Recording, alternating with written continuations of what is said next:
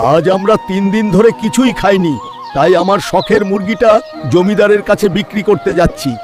জমিদার বাবু, আমার এই মুরগিটা নিন আর আমাকে কিছু টাকা দিন প্লিজ। এই নাও তোমার টাকা, এবার তুমি চলে যাও। হায় আল্লাহ রে, অভাবের কারণে আমার শখের মুরগিটা বিক্রি করে দিলাম রে। মুরগিটার জন্য খুব খারাপ লাগছে। এই মুরগি, তাড়াতাড়ি হাল চাষ কর, না হলে কিন্তু তোর খাওয়া বন্ধ করে দিব। কিরে মুরগি, দ্রুত হাঁটতে পারিস না? সারা জীবন কৃষক তোকে খেতে দেয়নি নাকি?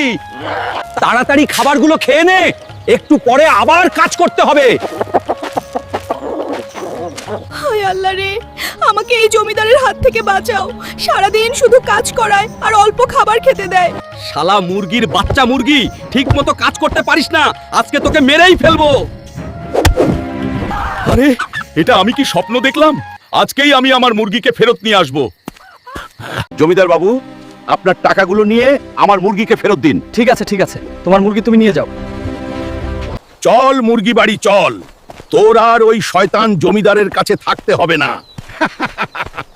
এই নে মুরগি, খাবার খা, তোর যত খুশি মন ভরে খাবার খা।